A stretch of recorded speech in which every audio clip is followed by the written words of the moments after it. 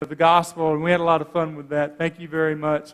Have you walked by the side and seen our stable and our nativity set that's been set up? We have some very gifted people in our congregation. Tim Goodwin. But we also had, I want to let you know, that is a behemoth of a structure. Okay? This isn't something that one or two people can pick up. We had a team of people come and get this thing from one house all the way up here. And I'm thankful for their skills and their talents, because this is what it amounted to. Hey guys, the stuff's ready. Can you meet? Yes, we can meet. And they were just right over there. Thank you for sharing. But also, we want you to partake and be able to go and see and celebrate that Christ was born as a little tiny baby in a manger in a very ordinary city called Bethlehem. If you have your Bibles, let's pull those out to Luke chapter 2. That's kind of where we're going to sit today, just for a few moments. This is like Easter's the Super Bowl, but Christmas is kind of like a championship game. Okay, I'm excited to be here. I've been thinking about this for several weeks. I've got all these dreams and all these desires to just say the exact right thing and preach the exact right sermon for you today. And I've noticed that oftentimes when I get this excited, my words get fumbled and my mind goes some other place. But let's be diligent today. Let's give our minds totally over to God. Let's listen carefully to Him, because I believe that He's got you here for a reason. You may be here because you came to see your family, or you may be here because it's your normal pew to sit in to worship the Lord. But I believe today is unique. So in Luke chapter 2, we see the beginnings of the Christmas story and the passage. I don't know about you guys, but we read this every year right before we even allow our children to open up presents. Verse 1, it says, "In those days, Caesar Augustus issued a decree that a census should be taken taken of the entire Roman world. This was the first census that was to take place while Quirinius was governor of Syria, and everyone went to his own town to register. So Joseph also went up from the town of Nazareth in Galilee to Judea, to Bethlehem, the town of David, because he belonged to the house and the line of David. He went there to register Mary, who was pledged to be married to him and was expecting a child. And while they were there, the time came for the child to be born, and she gave birth to her firstborn, a son, and she wrapped him in clothes and placed him in a manger, because there was no room for them in the inn." Do you have a favorite Christmas hymn or carol or jingle? I have one that is one of my favorite ones, and I'm not going to sing it for you right now. I want you to pay attention, not run out screaming. Okay? Do you like what one of the ones we sang this morning? What about "Hark the Herald Angels Sang"? Or what about maybe something a little more contemporary like "Jingle Bells"? You like "Jingle Bells"? "I Wish You a Merry Christmas." I was singing that to some of you on your way in, and you kept on coming. Thank you very much. What is your favorite Christmas song? There's a story that I know about a family that came into worship on Christmas Eve, one of those Christmas Eve services a few years ago, and they came in, the whole family, just visiting the church, and they came in and they sat down, and on the screen in front of them there were these wonderful announcements, and I thought about putting it up here for tonight. Please sit down quietly and participate in your mind and heart in worship. But it's Christmas. I don't know about you guys, but I get really excited at Christmas time.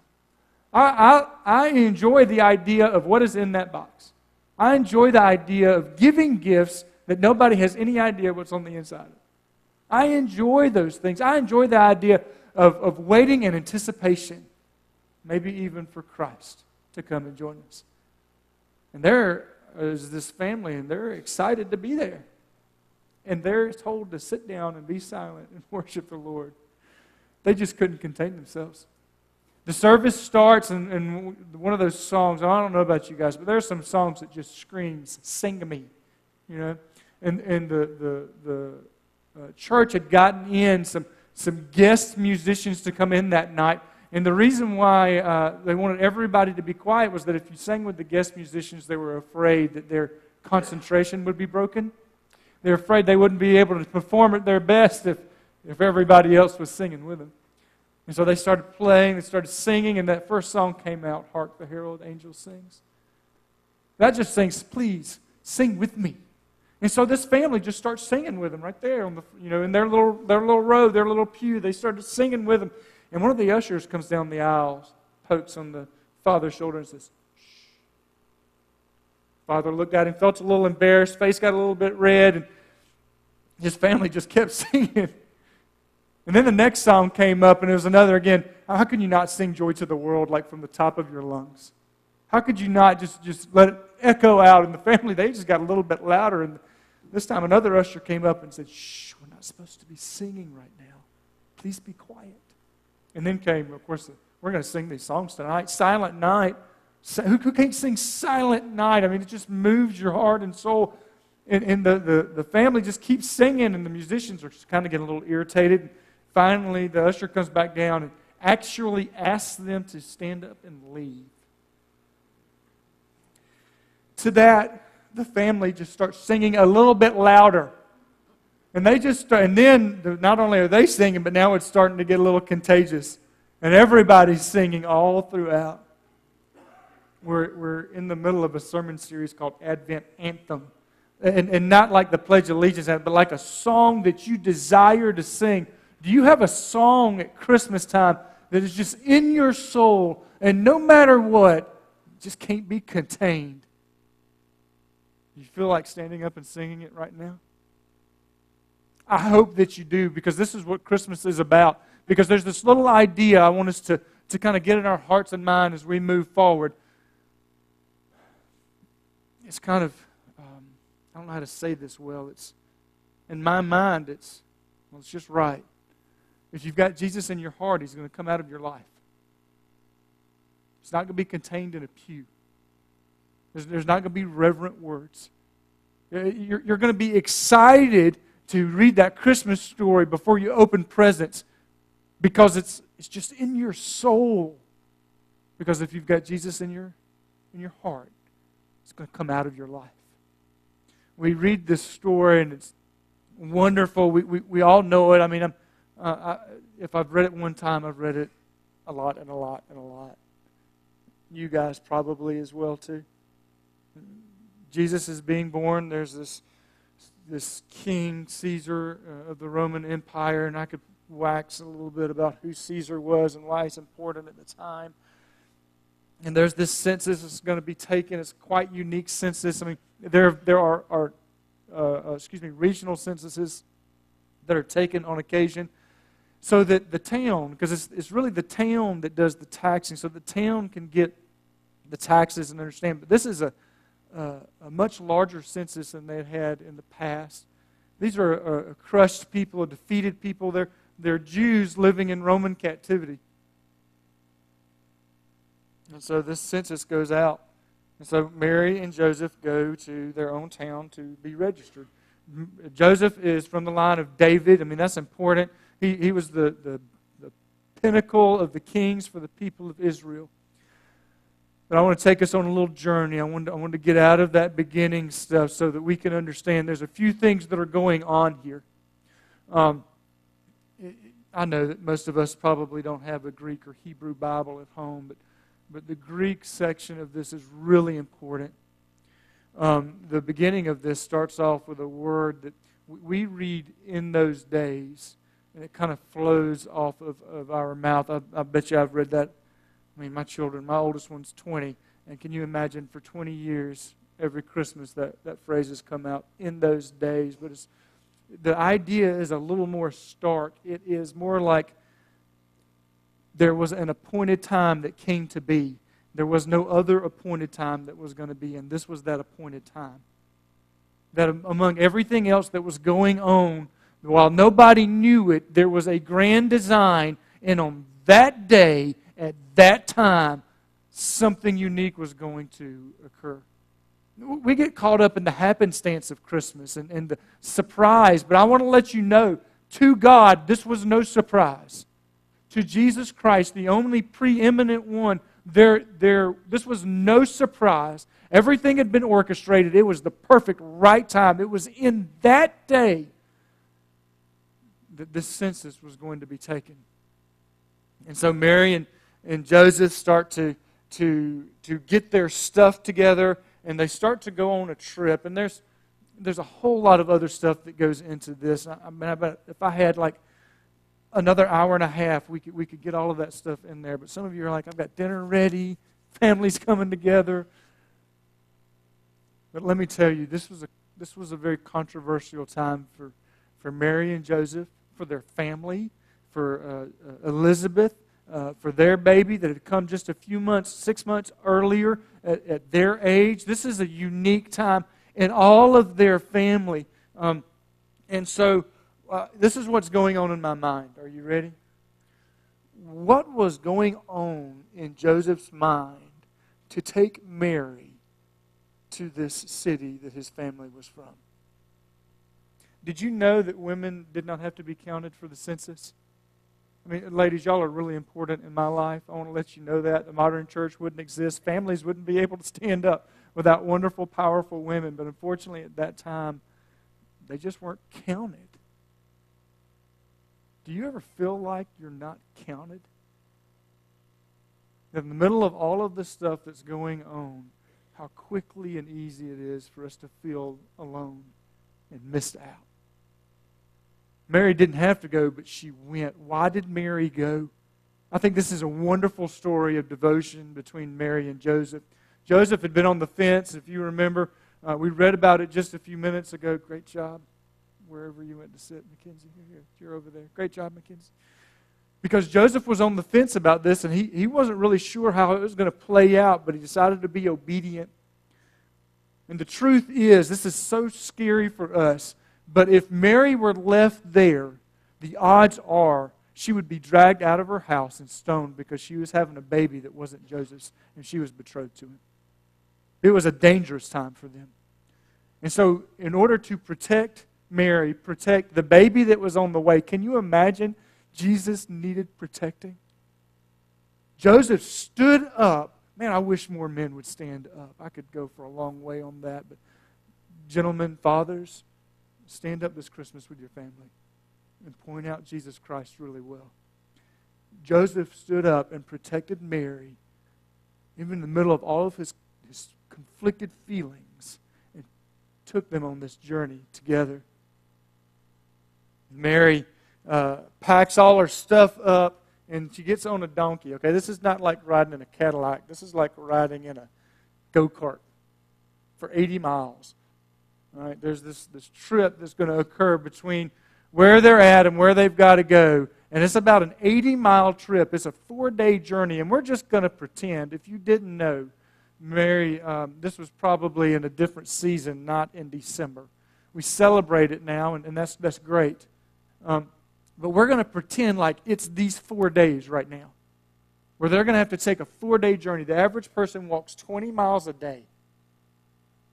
And they're in the middle of this journey that they're on, and they've got to go to this city called Bethlehem. If you were a reader of the Bible, you would know that in the Old Testament, there's this prophecy that Jesus was going to be born in Bethlehem. And there's this wonderful phrase in there. Bethlehem is this nobody among thousands, but God has chosen you to be the birthplace of His Son. Bethlehem literally means the house of bread. My dear sister, if you could ever get some of her bread from her, she made me some bread this morning. I'm not going to eat it in front of you. That would just be rude, wouldn't it? I wouldn't do that to you. But she made us some bread. Do you like fresh bread? I imagine there's lots of different types of bread. Some require starters. Some you could buy at the store. But this was fresh. It was made, I think, this morning. Is that right? This morning, Miss Shirley? It's still warm. Like it's actually still warm. Do you see the moisture on the top? I mean, that's how fresh this is. Bethlehem means house of bread. Okay? Well, why is this important for us today? Because bread is a very ordinary thing in this culture. And ours as well. In fact, it's so ordinary for us, we've got about 45 different types of bread that we can choose from. Rye and pumpernickel and grained bread and white bread and wheat bread. Then they started putting put cheese in bread. And you can buy that from the store. But bread's just an ordinary thing that we put variety to. But Bethlehem was a famous place where bread, house of bread. Why was it important that Jesus be born in a little town that makes you think of bread? Can you smell that?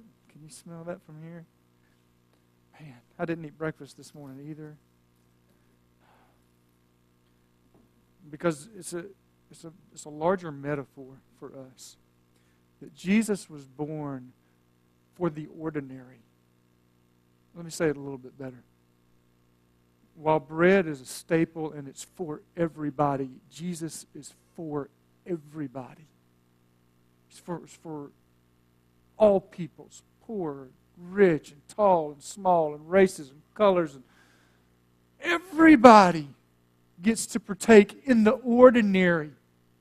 Everybody's invited to come.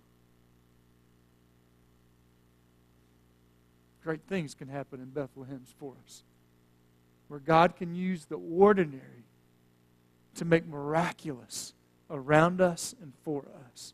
When did we stop losing the wonder of the miraculous? When we started making 45 different flavors of bread. Because we don't see this as miraculous, do we? We don't see this as life-sustaining. We don't see this as wonderful. We see this as everyday and common, and that's the point. God uses everyday common things to save us from our sin. And I don't want you to miss the point. I love that passage that Mackenzie read, because in that passage, we get the picture that Jesus isn't just a baby. He's the Savior. And there's a problem with the universe, and it's broken. And God came to fix that, and that's the point of Jesus being born. He takes the ordinary and saves the world. And today God wants to take your ordinary and maybe save your world. Bread. Man, if I'd only bought some butter. So, they go off on this trip, 80 miles. They head out from Jerusalem, Jerusalem capital, Jerusalem bustling, busy, Romans, but not just Romans. It has become a little crossroads. So there's a lot of foreigners there as well. There are foreigners that are going to come to the temple at this time just because they heard it was about the birth of Jesus. They don't even know who the Messiah is or the prophecy, and they're going to start coming. There is, of course, the Jews that are gathered, and they're going through. And so Mary and Joseph start on this 4-day journey, and they go out from Jerusalem. And if you, like I said, the average person walks what? About 20 miles a day. You walk about 3 miles an hour, but you've got to stop, okay? Most people don't walk straight for 20 miles, okay? It is a journey. You go out from Jerusalem, and there's a 1,000-foot decline down a gorge with a pregnant lady and a donkey and a Joseph. So let's say they can't make it the first, 20 miles. Let's say they're lucky they make it 16. They traverse down this gorge that's famous for being dangerous, because on the way up to Jerusalem from Bethlehem is a very common road that's passed by many priests going back and forth between the cities. Okay? And it was known to have robbers and thieves that would come and take the priests' worship items, the gold, the offerings. They're traversing down this, just father, just Mary, just donkey. Can you imagine? I mean, my wife, a wonderful, godly lady, she's in Texas right now with her family. And can you imagine, for those of us men who've been around our pregnant spouses, getting them on a donkey? Getting them on a donkey 8 months, 2 weeks into the journey. Can you imagine what she was saying going down that thing? Couldn't you build any shocks into this donkey? Are you trying to hit every pothole on the way down? Now, I joke, ladies, but you know that you wish it did have shocks. You know how uncomfortable that journey is at the end. Do you think Mary was excited to go down? Why were they going to Bethlehem? Why would she go? They make it maybe 16 miles. They stop at the bottom of that steep incline, make it across the beginning of a plain there that's called Estrada. Excuse me, not Estrada, Esdelon. and they go out through this plain and find a place that's safe, and they make camp the first night. I wonder if they look back. I wonder if Joseph was like me, he was saying, man, I hope we made it further. I wanted so bad to make it further. Because when I get in a car and I'm going in a place, I want to go. I want to get there. I don't want to stop. I don't want to stop for dinner. I don't want to stop to use the restroom. I don't want to stop for gas. I just want to get there. Can you imagine maybe that's what Joseph felt as well? Wake up the next morning, they start going on the next portion of their journey towards Samaria. But if you're a Jew, you can't travel through Samaria, so you've got to start to go around. The journey becomes even longer because you could cut several miles out of it by going straight through Samaria, but Samaritans were undesirables, mixed people, people that people like them wasn't supposed to hang out with. And so they start going on the common road around Samaria. They don't make it all the way around because it's a long journey. It's day 2, but let's say they do catch up a little bit of space and they make about 22 miles along the plain and they get out. They stop. They spend the night. They wake up the next day and they got to go a little bit further. They've only gone now about 40 miles, but they've got so much further left to go. They're a little behind, so Joseph tries to get her to go a little bit faster on day number 3. They're traveling and wandering around. Can you imagine what she's saying? Please pull the donkey over. I need to use the restroom. Can you imagine Joseph turning around and saying, stop, I just want to get there.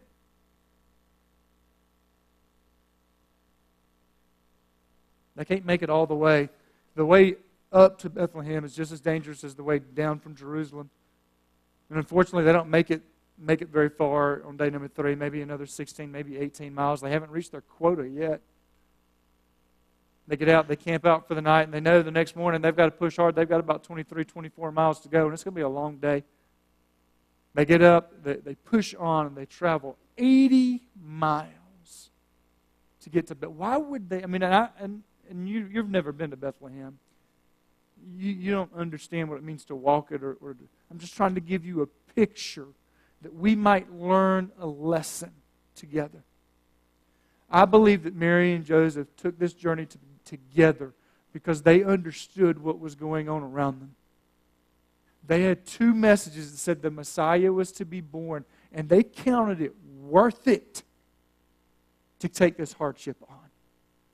That they counted it a blessing. They said, all right, it's going to be hard, but I'm going to protect Mary. Mary's in this with Joseph. Jesus was worth it to go on an 80-mile trip on the back of a donkey so that the prophecy would be true and he would be born in Bethlehem.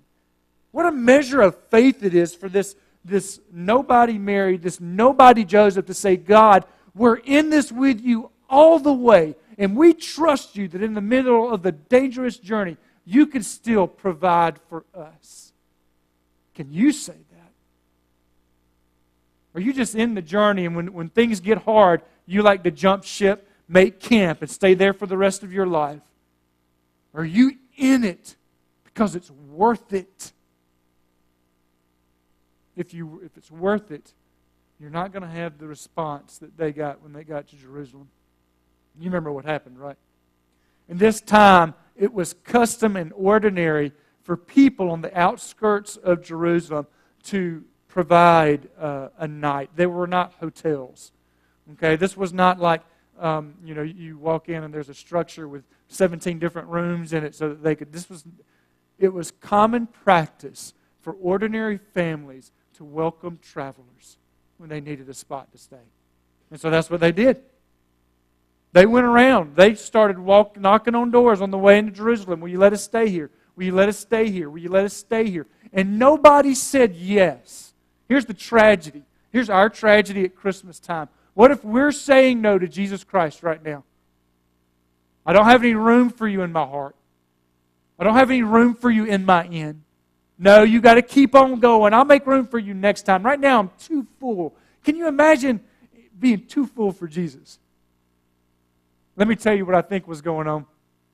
Everybody had gotten together for their evening time meals. Their families were in for Christmas Eve, and they had all spent all day long making their bread. And I've never made bread before. That's why I asked somebody to make it for me. But I just picture this has got to be a little labor of love. I picture it's got to take a little bit of effort. I know there are several different ways, different things that you can make bread, but I imagine that the families that were gathering were so excited to get their bread and to enjoy their meal together in this house of Bethlehem that they didn't notice that the Messiah had showed up at their door and was knocking. They didn't recognize that Mary was unique. They didn't just recognize that there was another human being that had a need. And they missed it. Joseph and Mary, of course, go, and they finally find a spot around where some animals are kept. Probably a local cave, just or dig out in the ground where it was convenient for there to be some animals right behind the house. You know what animals do in barns? It's not a sweet-smelling place. It's barns. Now, some of you have barns. And they're not known to be the most hygienic places in the world, are they? The only place they could find was this dirty, filthy, smelly barn for Jesus to be born in. I wonder if they were sitting there going, like many of us, is it worth it? I didn't plan on having a baby like this. This wasn't the way my life was supposed to go. But I want you to remember a simple lesson. When you're in the middle of your journeys to Bethlehem, remember to stay focused on the future. Remember to focus on the Messiah. Remember to focus on what makes it worth it. Don't get caught up in watching the bread with your family rise. Because that's ordinary. We're going to miss the supernatural because of the bread. Because in the middle of our journeys, we need to stay focused on the future. I know, have y'all watched those, what are the Uber commercials? Maybe it's not Uber. One of those Uber-type commercials where they say it's Jeff Bridges and he's riding the train, the wagon train around. And he says it doesn't matter where you're going, it matters about the journey. I want to tell you, when you're in the middle of that hard journey, it every bit matters where you're going. It's hard to stay focused and positive and peaceful in the middle of the mess if you don't know what's in the future and you've taken measure and taken stock and said, it's worth it. Is Jesus worth it, brothers and sisters? Is it? So let's kind of land this plane together. They arrive, they have a baby. It's miraculous. I don't know if you could hear the angels singing there, but I bet you they were singing somewhere. It's finally time. Jesus has arrived.